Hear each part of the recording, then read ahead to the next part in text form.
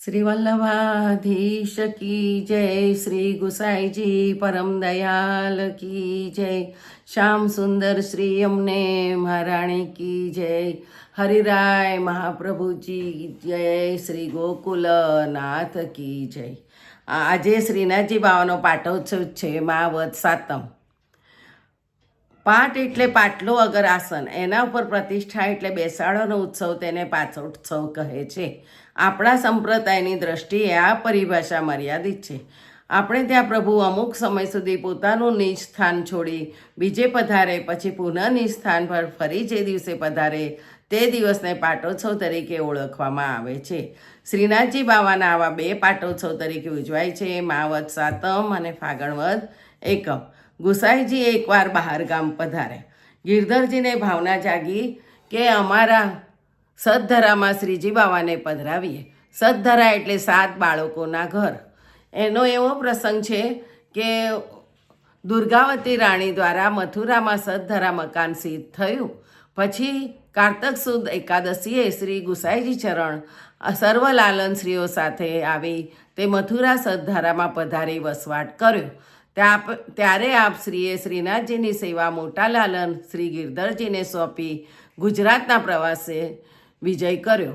ત્યારના અવિસ્મરણીય ઘટના ઘટી, જેમાં શ્રીનાથજી બાવાએ સામેથી મનોરથ જતાવ્યો કે કાકાશ્રીનું નવું સદધરાનું ઘર જોવા મથુરા આવવાની તીવ્ર ઈચ્છા જતાવી। શ્રી ગિરધરજી ગદગદ થઈ ગયા અને તત્કાળ એક રથ તૈયાર કરાવીને ગયા। દંડવતી શિલા મુખારવિંદ પાસે ઊભો રખાવ્યો અને શ્રીનાથજીને રથમાં પધરાવા શ્રી ગિરધરજીએ ગિરિરાજ ઉપર સ્થિત મંદિરમાંથી ગોવર્ધનનાથજીને પ્રભુને પ્રથમ ધીમે ધીમે આચાર્ય ચરણ શ્રી ગુસાઈજી પ્રભુનું સ્મરણ અને કાલાવાલા સાથે વિનંતી કરી નીચે પધરાવા રથમાં પધરાવ્યા લઈ આવ્યા। ત્યારે શ્રીનાથજી પોતે સૌ હલકા થઈ ગયા। એમને ખભા ઉપર ઉઠાવી લીધા। ત્યારે શ્રીમાં આનંદનો આવેશ છવાયો। ગિરિરાજ ઉપર મંદિરથી બહાર પધાર્યા અને ગોવર્ધન મહારાજના પગથિયા ધીરે ધીરે ઉતરી દંડવતી શિલા મુખારવિંદ સુધી આવી ગયા। આવો લાવો અસાધારણ સામર્થ્ય જોઈ સર્વ દંગ રહી ગયા। ગિરધરજીએ પ્રભુને રથમાં પધરાવ્યા।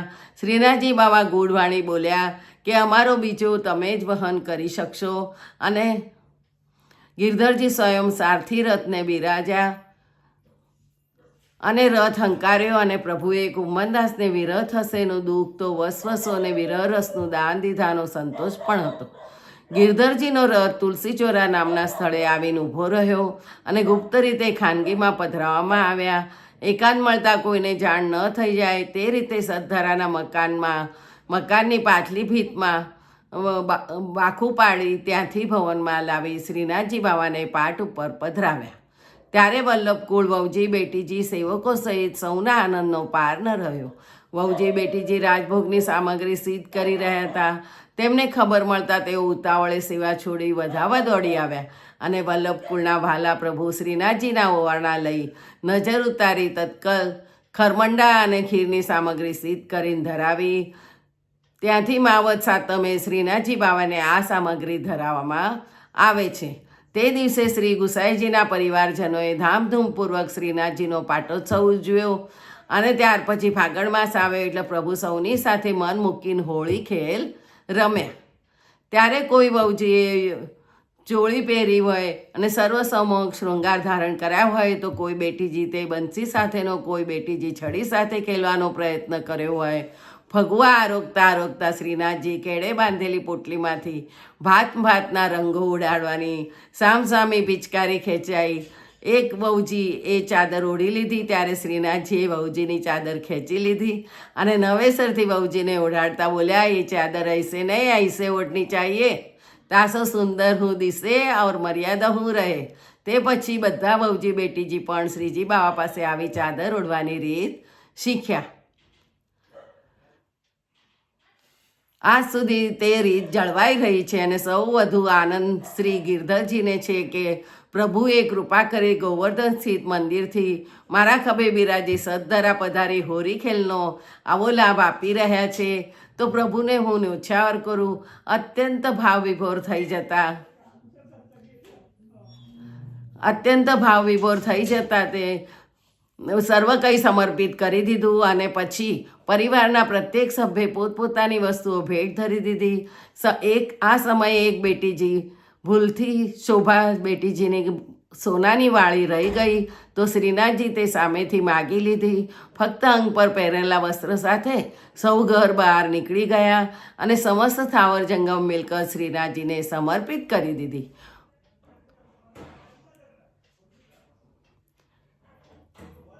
પ્રભુ તો બાળક છે ત્યારે કેવી હટ કરી બેસે એ કે નક્કી તો હોય જ નહીં. થોડા દિવસ પછી અચાનક શ્રીજી બાબાએ હટ પકડી અને મીઠી વાણીમાં કહ્યું, મોકો મથુરા કી પ્રજાવારો ઓર વાકે ખેલ તમારે દેખનો હૈ. એટલે ગિરધરજીએ ઘણી વિનંતી કરી, બાબા અહીં મથુરામાં ઘણો ઉપદ્રવ ચાલી રહ્યો છે, બહાર પધારવું ઉચિત નથી. શ્રીનાથજીએ પોતાની હટ ચાલુ રાખી અને બહાર પધારવાનું કીધું, પરંતુ ગિરધરજીએ એમને અંદર જ પધરાવી અંદર જ ખેલ ખેલાયા છે. ગિરધરજીએ ખૂબ કાલાવાલા કરી સમજાવ્યા અને ઘરમાં જ મથુરાની પ્રજા અને ખેલ તમાશા બતાવવાનો પ્રબંધ કર્યો છે. આવી રીતે શ્રીનાથજી બાવાની કૃપાથી વલ્લભકુળ સિવાય કોઈ ન જાણી શક્યું અને શ્રીનાથજી બાવાની આજ્ઞાથી શ્રીનાથજીમાં પ્રમુખ હવેલીમાં જ્યારે જ્યારે ફાગના દિવસોમાં શહેરના દર્શન સમયે મહાદેવ આદિદેવતાના મોહરાઓ પહેરાવી શ્રીનાથજી સન્મુખ આવાગમન કરવામાં આવે છે. સદધરાના એ ફાગના દિવસો મહાદેવ રોજ આવતા એ સ્મૃતિ શ્રીનાથજીને તાજી થાય અને શ્રીનાથજીનો પાઠોત્સવ બધા ધામધૂમથી ઉજવે છે. પુષ્ટિ માર્ગમાં શ્રીનાથજી એટલે તો ઐશ્વર્યના સ્વામી છે. તેઓ નાથદ્વારામાં સ્થિત છે. તે પુષ્ટિ માર્ગનું અત્યંત મહત્વનું સ્વરૂપ છે. તે 7 વર્ષના કૃષ્ણનું સ્વરૂપ છે. વલ્લભાચાર્યજી અને તેમના શિષ્યો ટેકરી ચડીને કંદરા પાસે ગયા ત્યારે ગોવર્ધન પર્વત પર આગળ વધતા ગિરિરાજની કંદરામાંથી શ્રીનાથજી પ્રકટ થયા અને બંનેનું હૃદય આલિંગન પૂર્વન મિલન થયું. વ્રજવાસીઓ જય જયકાર કરવા લાગ્યા. અનેક લોકો વચ્ચે પ્રભુ ભક્તનું મિલન થયું. ત્યારબાદ શ્રીનાથજી સૌના ઈષ્ટદેવ છે. આ સ્વરૂપ સ્વયંસિદ્ધ છે. બાળપણ કિશોર લીલાનું છે. તેનું મંદિરમાં સ્થાપન કરવામાં આવ્યું છે. જે દિવસે વલ્લભાચાર્યજી પ્રથમ શૃંગાર કર્યો તે દિવસે શ્રીજીનું નામ ગોપાલ રાખવામાં આવ્યું. ગોવર્ધનનાથજી તો ગુસાઈજીએ નામ રાખ્યું છે. શ્રીનાથજી પ્રાચીન હોવા છતાં નિત્ય નૂતન અને અનુપમ લાગે છે. તેમને દેવદમન, ઇન્દ્રદમન અને નાગદમન શ્રીજીની લીલા પૂરક નામો છે. આજે પણ જગતનું કોઈ પણ પ્રાણી દુઃખી થાય કે તરત જ તેના મુખમાંથી હે નાથ શબ્દ નીકળી પડે છે. શ્રી અને નાથ શબ્દમાં શ્રી શબ્દ લક્ષ્મીવાચક છે અને તે રાધાપૂરક છે. શ્રીજીના નેત્રો હંમેશા નીચેની તરફ કમળ આકારના છે. તે પુષ્ટિ કૃપાને દર્શાવે છે. શ્રીજીના નેત્રોએ કલાકારો, કવિઓ, ભક્તોએ જબરદસ્ત પ્રેરણા આપી છે. કળશ પ્રેમ એ અને પ્રભુતાની સભર છે. સુદર્શન ચક્ર ભગવાને ભક્તોના રક્ષણ માટે ધારણ કર્યું છે. કળશની નીચે 4 સિંહ છે. તે ધર્મ, અર્થ, કામ અને મોક્ષના પ્રતીક છે. કળશની આજુબાજુમાં 7 ધજાજી છે. પ્રત્યેક રંગની ધજાનો વિશિષ્ટ ભાવ છે. પ્રત્યેક ધજાજી વાંસમાં પરોવેલા છે, કારણ કે શ્રીજીને વાંસ ખૂબ પ્રિય છે. કારણ વાંસળી પણ વાંસની જ હોય છે.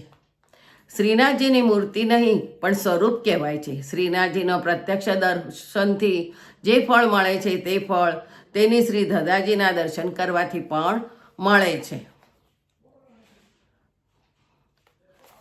શ્રીનાથજીના 8 સ્વરૂપના દર્શન નિધિ સ્વરૂપ ગર્ગ સંહિતામાં વર્ણવેલા છે. જુદી જુદી વ્રજલીલાના સ્વરૂપો છે. નવનીત પ્રિયાજી 8 સ્વરૂપોમાં આવે છે. મંગળા સ્વરૂપમાં નવનીત પ્રિયાજીના દર્શન થાય છે. એવી રીતે 8 સમાખેરી ઝાંખી રે કરું મારા ઘરમાં બિરાતા શ્રીનાથજી નાથ દ્વારે તેનું અનોખું તીર્થ છે, જ્યાં ભગવાન શ્રી કૃષ્ણ ગિરિરાજ ધરણ ગોવર્ધનનાથ શ્રીનાથના સ્વરૂપે બિરાજમાન છે. જય હો, જય હો, શ્રીજી બાવા કી જય હો. જય જય શ્રી ગોકલેશ.